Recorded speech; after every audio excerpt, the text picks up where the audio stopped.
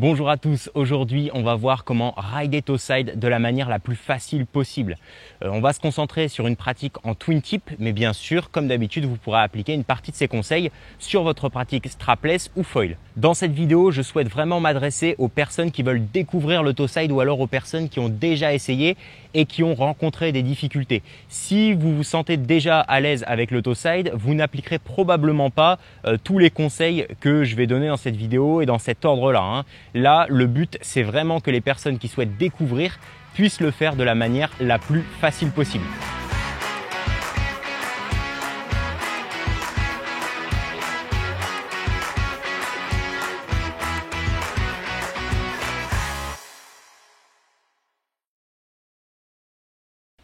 Avant de vous parler du sujet du jour, je voulais juste vous dire que si vous êtes à la recherche de tutoriels au format court en moins d'une minute, je vous invite à me rejoindre sur mon compte Instagram que je vous mets juste ici en dessous de moi. J'ai déjà fait plein de tutoriels sur des figures que je trouve personnellement très fun et qui sont assez originales, qu'on n'a pas l'habitude de voir. Donc voilà, rejoignez-moi sur Instagram si ça peut vous intéresser et je ferme cette parenthèse. Pour commencer, un petit point sur les conditions de navigation à privilégier pour découvrir le toe side. Ça va être vraiment bien de se sentir un petit peu toilé comme on dit. C'est-à-dire que vous n'avez pas besoin de fournir énormément d'efforts de pilotage pour avoir de la puissance. Vous pouvez avoir de la puissance en provenance de votre kite assez facilement. Deuxièmement, pour se faciliter la vie, ça va être génial d'avoir accès à un plan d'eau assez plat. Vous pouvez bien sûr rider toe side sur du clapot, mais quand même si vous avez accès à du flat, vous allez voir que c'est nettement plus simple, surtout quand on découvre. Voilà donc en deux mots ce que vous devriez privilégier à mon avis en termes de conditions. Une journée où vous sentez qu'il y a pas mal de puissance dans votre kite et un plan d'eau le plus plat possible. On va séparer cette vidéo en deux parties puisqu'il y a le fait de passer en toe side qui est simplement le fait de pivoter sa planche à 180 degrés pour passer côté orteil dans l'eau et puis il y a le fait de continuer à glisser en toe side sur une grande distance. C'est deux choses bien différentes et à mon avis il convient de les séparer puisqu'on a souvent des gens qui arrivent à passer en toe side assez facilement, c'est la partie relativement facile entre guillemets.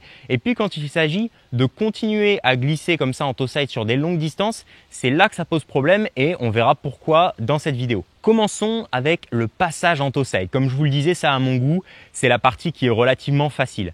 Vous allez arriver avec une vitesse assez lente. Et la première action que vous pouvez réaliser, c'est de remonter votre kite légèrement dans la fenêtre. Donc là, dans l'exemple que je vous montre, le kite était à 10 heures et puis on le remonte légèrement vers 11 heures.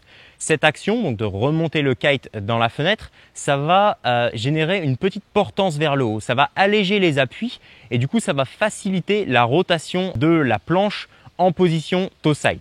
Une fois que le kite est remonté dans la fenêtre, on y va, on se lance. Vous pouvez retirer la main avant de la barre pour faciliter la rotation et vous allez pivoter vos épaules et pivoter vos jambes de manière à ce que votre ancienne jambe avant devienne votre jambe arrière et que votre ancienne jambe arrière passe à la place de la jambe avant. Donc vous voyez, j'ai tout simplement fait 180 degrés au niveau de ma planche et les orteils sont maintenant dans l'eau. Encore une fois, ce passage est facilité par un kite relativement haut dans la fenêtre qui porte et qui soulage les appuis. Ce transfert, ce changement des appuis aura probablement pour effet de vous faire ralentir. Et vu que vous naviguez déjà assez lentement, il se peut que là vous soyez à un seuil critique avec votre vitesse ou vous soyez limite sur le point de couler.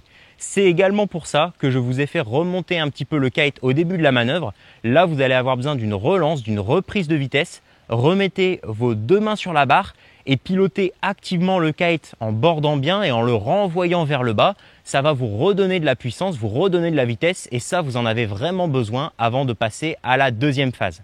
Cette deuxième phase, ça va être de continuer à glisser, continuer à évoluer en toe side. Et en fait, on se rend compte que faire du toe side, c'est pas si différent que de rider de manière standard avec les appuis sur les talons. Dans les deux cas, il va falloir une phase de prise de vitesse et une phase de prise d'opposition. Si vous n'avez aucune idée de ce dont je suis en train de vous parler, je vous recommande vraiment d'aller voir la vidéo que j'ai faite sur le water start et également la vidéo que j'ai faite sur la remontée au vent où là on parle vraiment des principes de base de la navigation en kitesurf. C'est de ça dont je veux parler là. Vous avez besoin d'une phase de prise de vitesse et une phase de prise d'opposition. À l'issue de la première phase où on a fait le passage en toe side et puis on a fait notre relance au niveau du kite, normalement on devrait avoir retrouvé un petit peu de vitesse. Le fait de relancer le kite pour recréer de la vitesse, ça se fait avec une planche qui est relativement à plat.